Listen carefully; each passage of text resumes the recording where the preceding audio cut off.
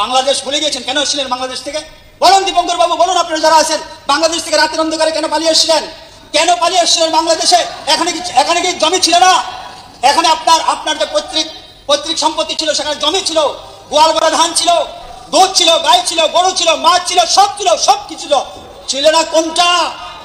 কোনটা ছিল না? মনে করুন, ইতিহাসকে ভুলে যাবেন না। যদি ইতিহাস ভুলে যান, আপনাদের পরিণাম ভালো হবে না। ইতিহাসকে স্মরণ রাখবেন। যে সমাজ, যে ব্যক্তি ভুলে যায়, তার পূর্বজও ভুলে যায়, সে কোনোদিন সমাজে টিকে থাকতে পারে না। একবার নিজের বিবেককে জিজ্ঞাসা করে বাংলাদেশ থেকে কেন আপনারা পালিয়ে এসেছিলেন? এই ত্রিপুরার মতো পাহাড়ে কেন এসে বসে কলেরায়, ডায়রিয়ায়, আন্ত্রিকে, ম্যালেরিয়ায় এইভাবে আপনাদের আত্মীয়স্বজন মৃত্যুবরণ করেছিল? কেন সেখানে থাকলেন না? জিন্দাবাদ বললেন না? কেন সেখানে কার্লমার্ক্সের দোহাই দিলেন না? কেন সেখানে লেনিনের দোহাই দিলেন না?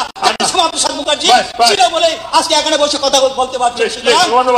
সুতরাং আপনাদেরকে আমরা সতর্ক করে দিচ্ছি, এই সমস্ত চলবে না, এই সমস্ত চলবে না।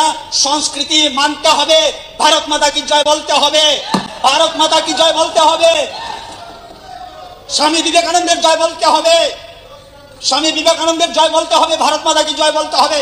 নতুবা আপনাদের ঠিকানা কোথায় হবে আমরা বলতে পারবো না।